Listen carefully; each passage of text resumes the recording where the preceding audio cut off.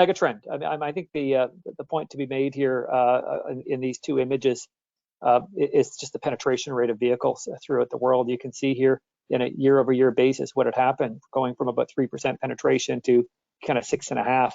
And we're at that inflection point where we've been hearing about EVs since certainly from 2015 onward.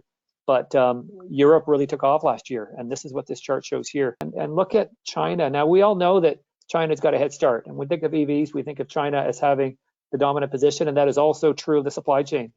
China, as well as Korea and Japan when it comes to the battery making. And here's the story. I love this slide because what it shows us is, irrespective of the outcome of the U.S. election, right, whether it was going to be a Biden administration or a Trump administration, change was on the horizon. So I bought a Tesla a couple of years ago, and you can see as a North American, I was at a huge disadvantage to anybody else in the world, any other region of the world, because we just had a very limited availability of vehicles. And that's set to change this year. We're going from 16 models available in the US markets last year to 39 this year, and that's on its way up to 120 by 2025. In the debate, I'm going to start with point 4 in terms of who we are, ESG.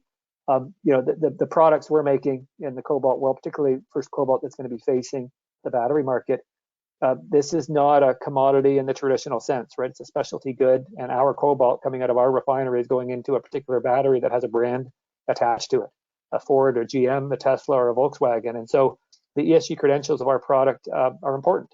And it starts, of course, when you talk about cobalt, with sustainability and the supply chain, the transparency initiatives, and understanding provenance. So I mentioned this is phase 2. So the recycling black mass market has got a lot of attention in the US right now. It's still it's in its infancy, really. There's a lot of players in the black mass making stages. That's where you collect the battery and you basically shred the cathode into that powder that you see, and then it's got to go somewhere. And a lot of the material right now in North America is going to a pyrometallurgical plant. Hydrometallurgy is known to be a superior process. It's greener, you get better recoveries, and like for like on a scaled basis, you do that at a lower cost. So that blue box here, and this to me, forget first cobalt for a second, just for American audiences, when you talk about critical minerals, and cobalt is near the top of that list, right up there with rare earths. America is effectively 100% reliant on cobalt, and that's not just for batteries; it's military applications, right? It's guided missiles, it's walkie-talkies, it's drones. This is an understanding of the cobalt chemistry. One of the questions that a lot of people ask is, what's the best battery? And the answer to the question of what's the best battery really depends on what you're going to do with it and how much you want to spend on it. You can see kind of on the left-hand side that you've got a number of cathode chemistries that are currently in the market and currently being used for electric vehicles. And you'll see that most of them contain some cobalt.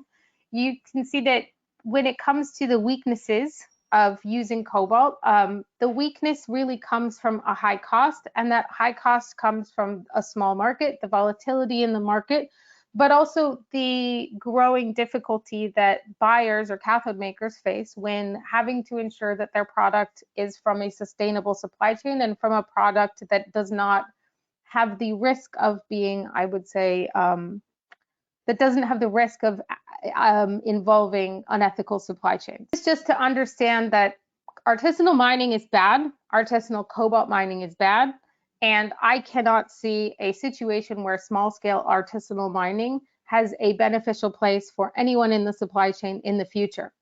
But looking at cobalt that starts in Africa does not mean that that supply chain involved artisanal mining. And in fact, when you look at just how much of the cobalt supply chain is either a by or a co-product, meaning that it is mined alongside nickel or copper, you'll see that it is less than 1%. So in order to see cobalt succeed and in order to select good cobalt projects to invest in, it's important to understand that getting cobalt out of cathodes, completely out of cathodes, does not achieve performance and stability.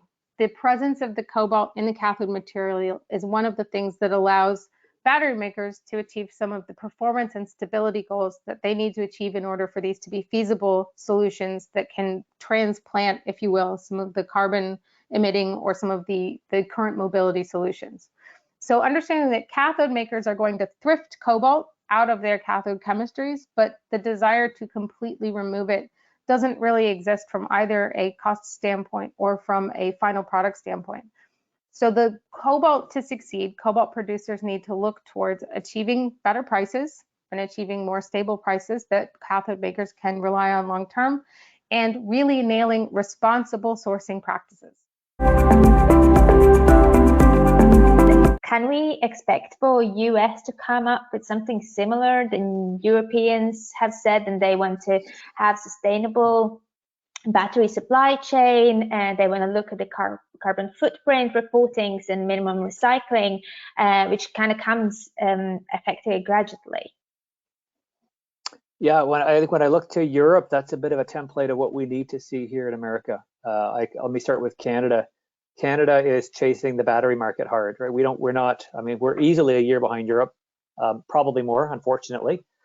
We're a little bit ahead of that. Canada is chasing the idea. Look, we've got the clean energy, we've got the mines, and we already have a fair number of auto assembly jobs, but they're traditional, combustion engines. And to connect that supply chain, we need that battery supply chain that's being built out in Europe right now.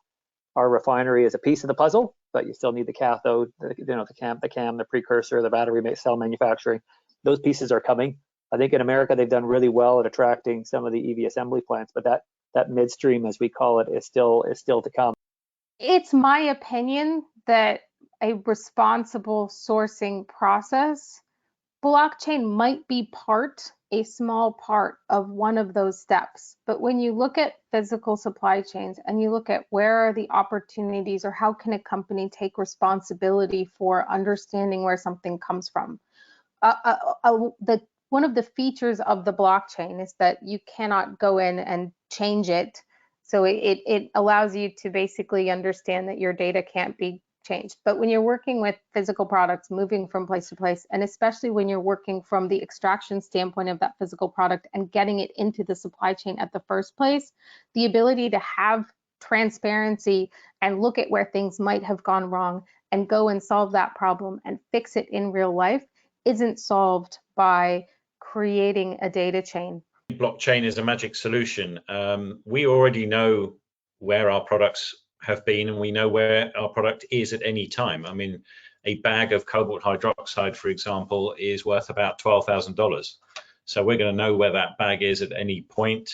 That bag will have seals on it. It'll be weighed into each warehouse along the transport route, and any discrepancies on weight or tampering with seals is noted. And I've got written records of that all the way through from Congo all the way to my customers in China. So the blockchain, we've managed to operate that system without blockchain. I think it's important to specify and to expand on your point, Emily, that for the battery industry, Congo is absolute key for the cobalt supply. Yeah, I mean, some of these countries that you mentioned, the Philippines and Russia, it goes back to Tony's point that if you're mining cobalt in association with nickel, for the most part, that's going into the alloy industry. So it's not an obvious solution for most battery makers. I think BMW is, it's one that comes to mind as an exception. They're just so headstrong about not wanting to be in the DRC. They're incurring extra cost to convert, metallic cobalt back into its chemical form.